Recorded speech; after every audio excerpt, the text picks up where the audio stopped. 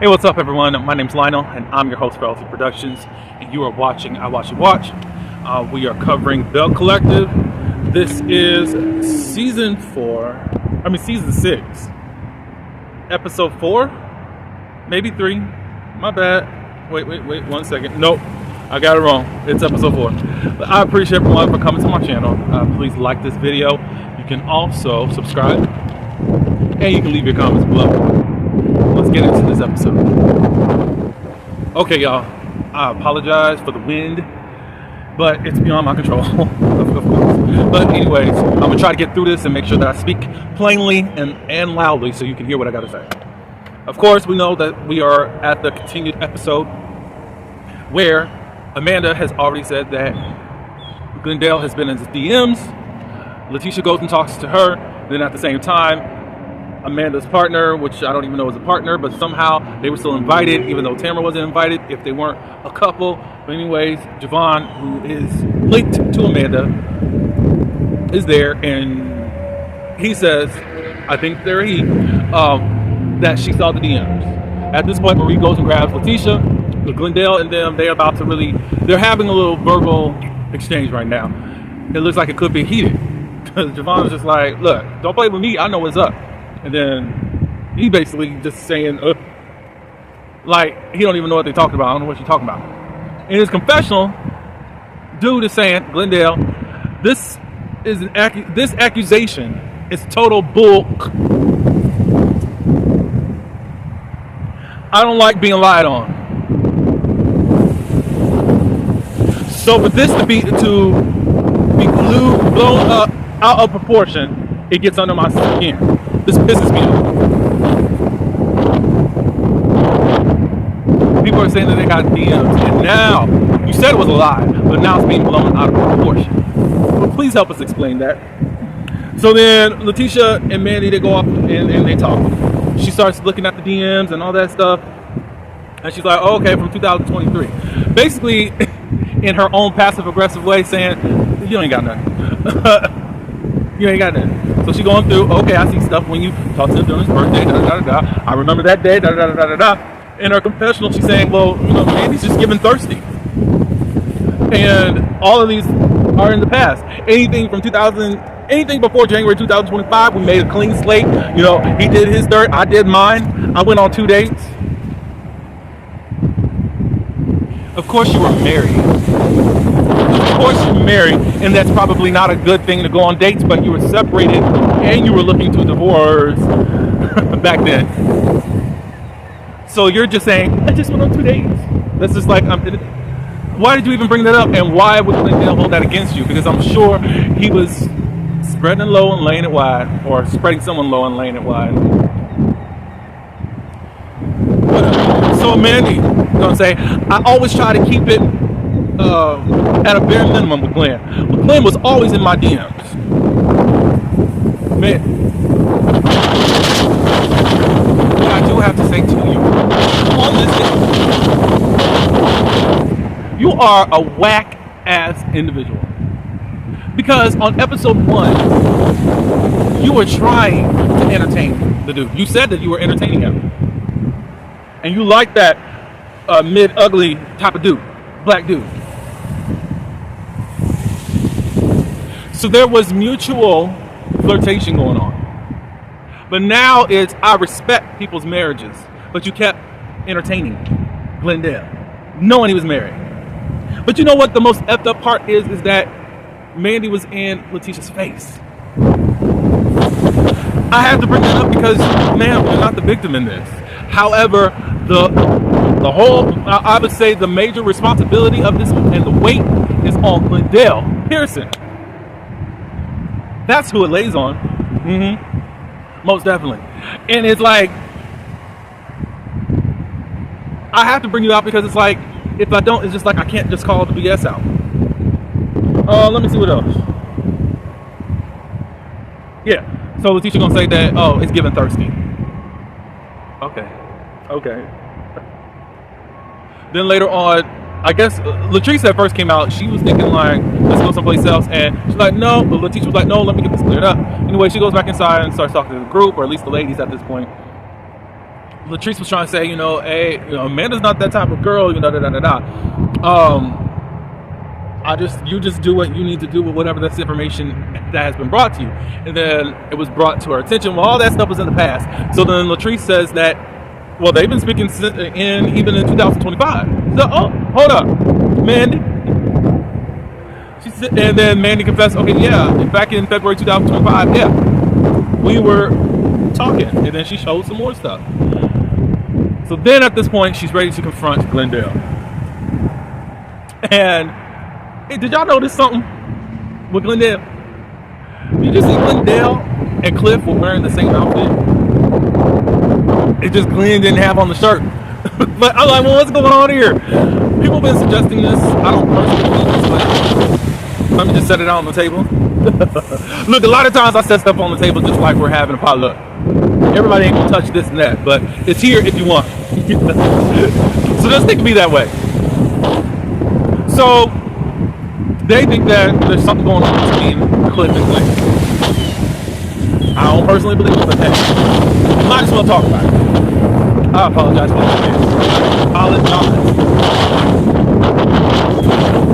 Okay, so anyways, so then Tisha wants to confront him about this, and then Mandy was like, am I lying about anything? Am I lying about anything? Wait, but let me go back. Mandy told Tisha that if I really wanted Glenn, I could have him on yesterday. And Letitia did not smack the red wig off her head. And this is the one thing that I really feel like all this is scripted, but hey. And not scripted in regards to Kingdom Reign. Scripted because his cast is full of... And some people are going to give her accolades later on the episode about, oh, you handled that really classy. Okay. So Glenn ends up saying that we danced. And I'm trying to figure out who danced. What did y'all rumba? Did y'all do the waltz? Y'all did the Macarena? Did she twerk? Did you twerk? I thought dance meant a code word of we flirted. But anyways, they left the party. And that's just that on that. Latrice is feeling some kind of a way because she's in the middle. Latrice, you're probably going to just have to give it up in regards to thinking you were in the middle, you didn't mean this and that and that. I'm just saying. All right, so this gets on my nerves a lot. But anyways, Carrie and Marie want to go catch up with Letitia. They go to her home. They got flowers and all this stuff to pamper victim Letitia, who was just saying that it just looks like Mandy is thirsty. And there wasn't really nothing. Where are Tamara's flowers? Where is all this stuff?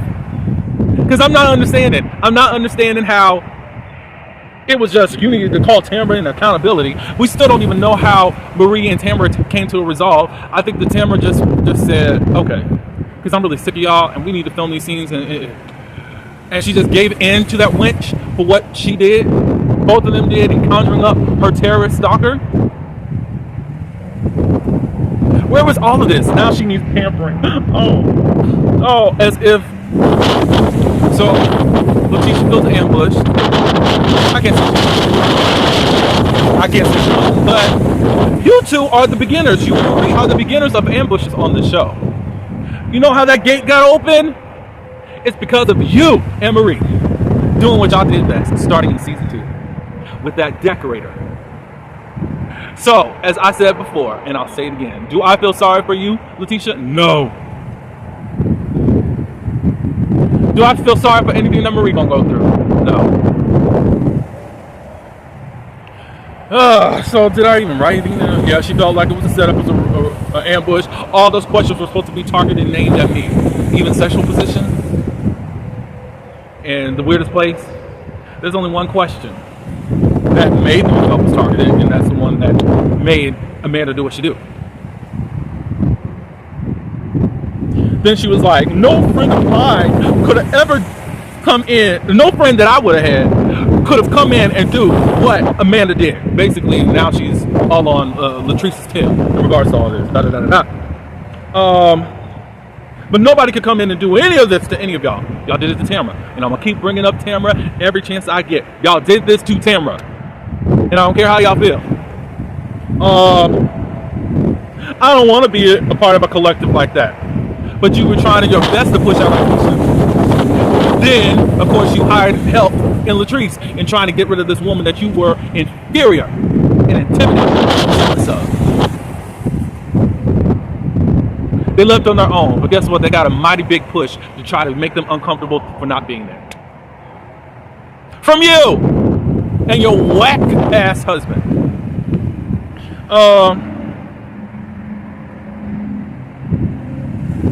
She just says, I can't trust Latrice.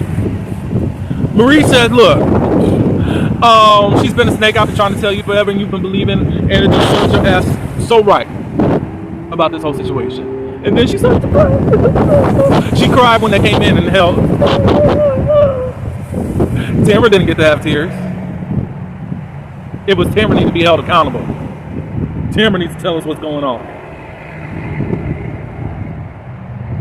What was her name? Sophia Soguchi. Shanjet.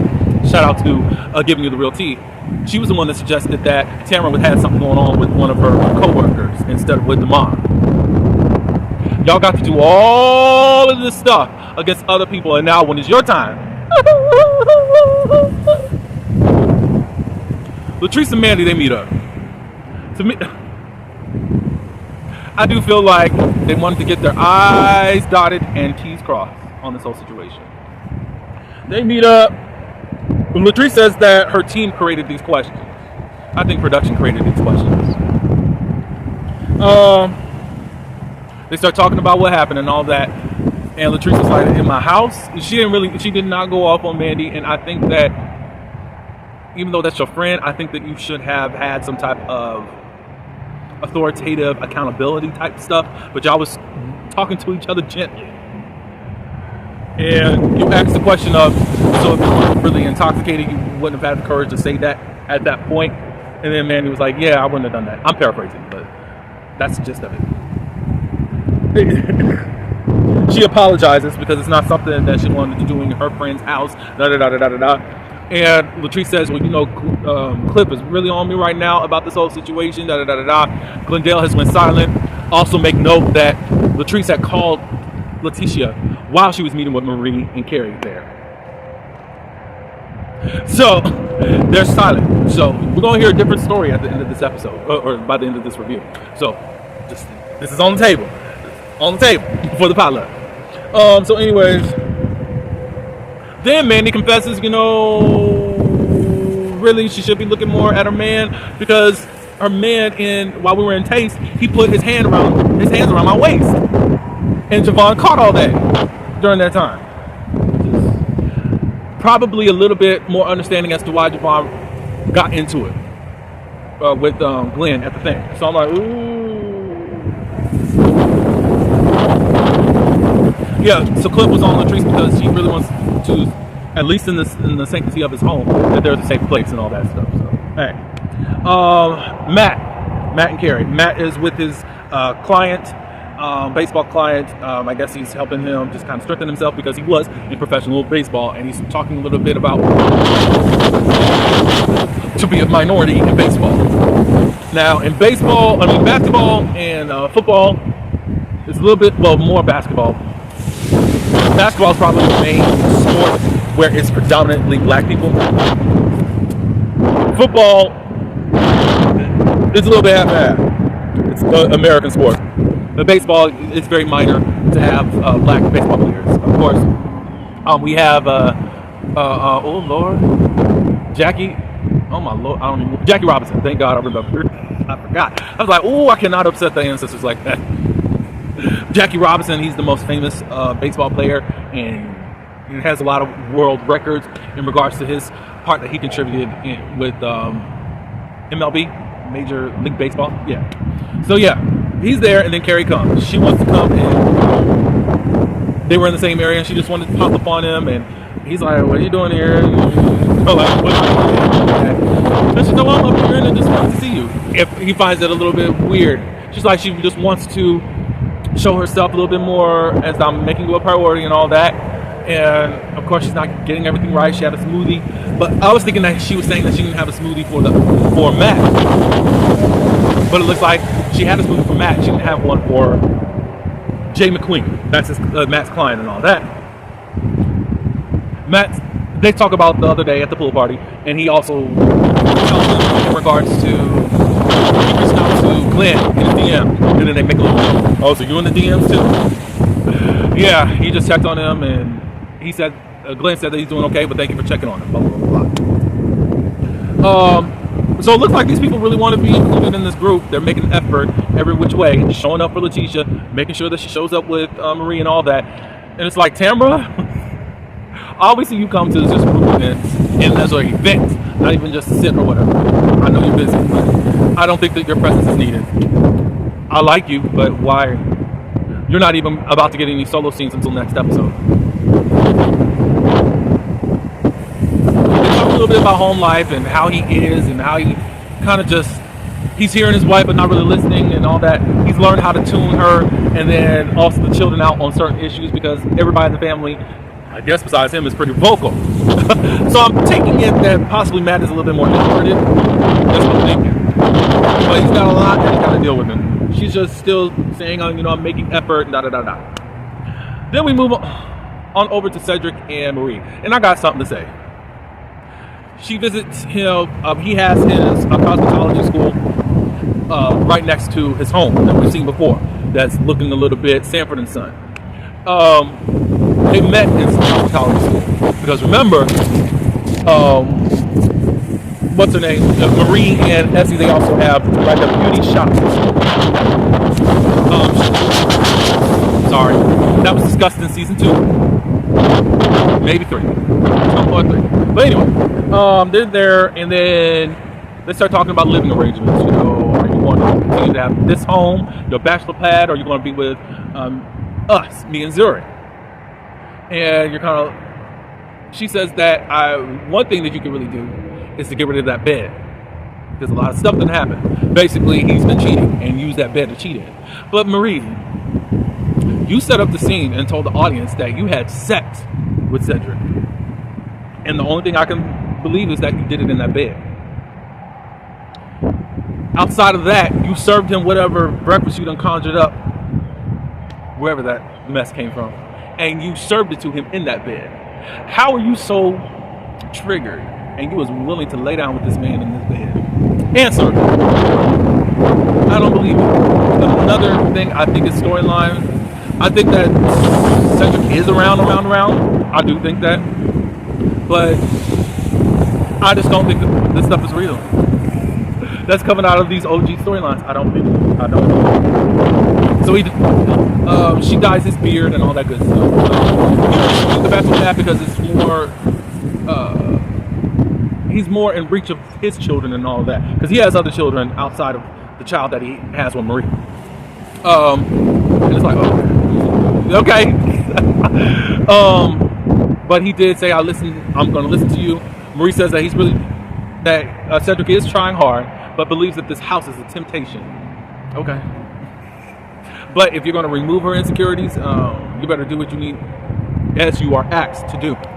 That's the only thing that I can really offer you as advice, Cedric. But he does listen, and he's going to get a new bed, even though I believe that y'all been sleeping in it.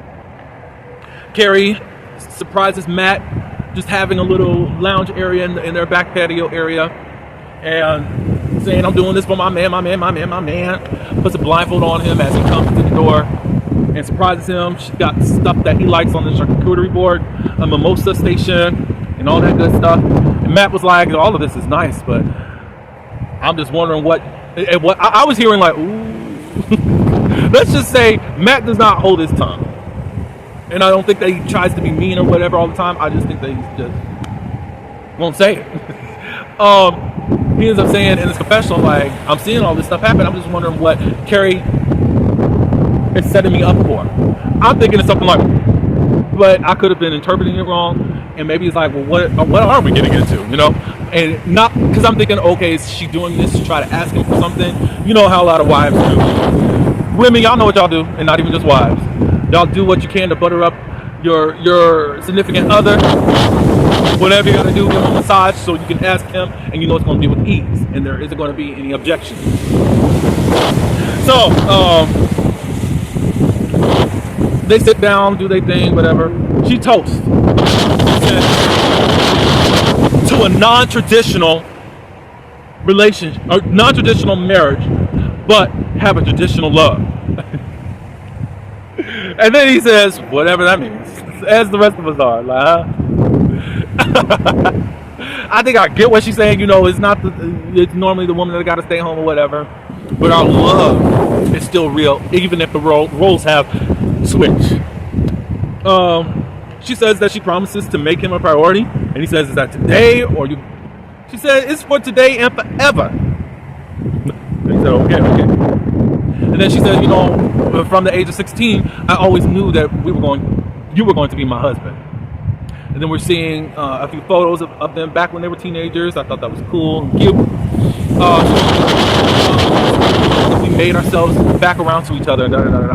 Obviously, there had been some type of breakups, probably during the college years. It was cool, cute. At the Pearson's home, we're seeing Glendale's stepfather. I thought this was Letitia's father-in-law. Remember him from last season, I think it was? But anyway, Glenn going off saying my marriage is under attack, but your hands is in the DM. Your fingers are doing the work to start an attack.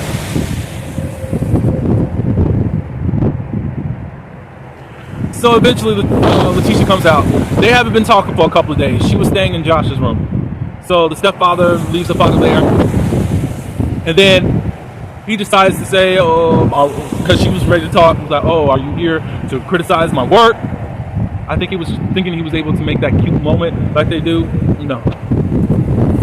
So she gets to talking, you know, me, I'm trying to process stuff and about the other night. And when we were on our way home, you said that during a masquerade party 3 years ago, Mandy told me that she was going to me.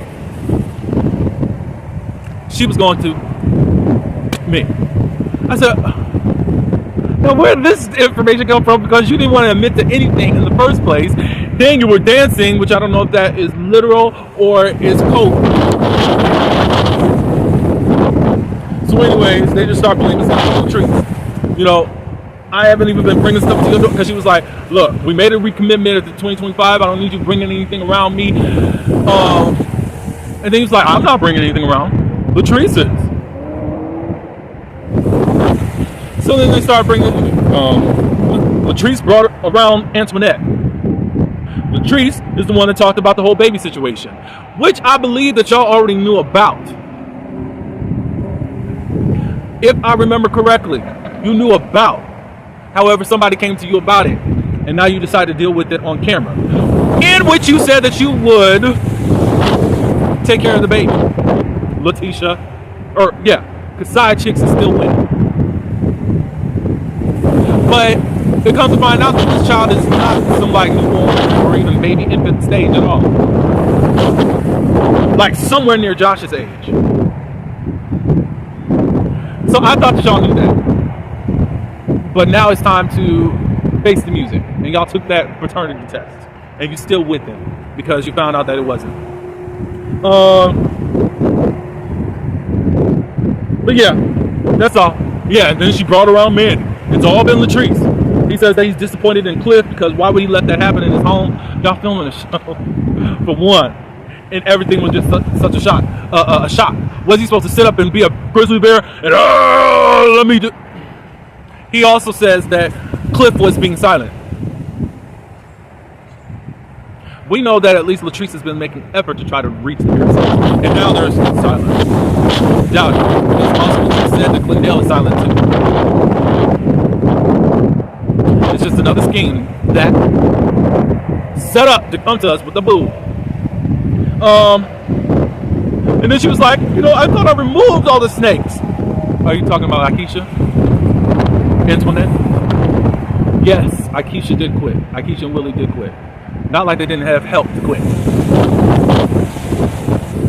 So then she's crying and all that. But just like, we just can't be real. We can't. You can't be real. You don't know how to treat Tambra. And I'm going to bring it up every time you want to be a punk in this whole situation. That's all I got, y'all. Sorry for the win. Let me know what y'all thought about this full of an episode of these foolish people. I think all of this is just staged. I think Matt and Kara are the only ones that are being real in this, in all of this. I just don't understand how this bed is triggering this girl if she went and laid down in it. And even in that, you sat up in the bed to even film that scene about, I don't know who I wanted to choose. If I wanted to be with you, I'm in love with you, and I like him. Shut up. Anyways, let me know. Thank you for joining me. Like this video, subscribe. And until the next one, peace.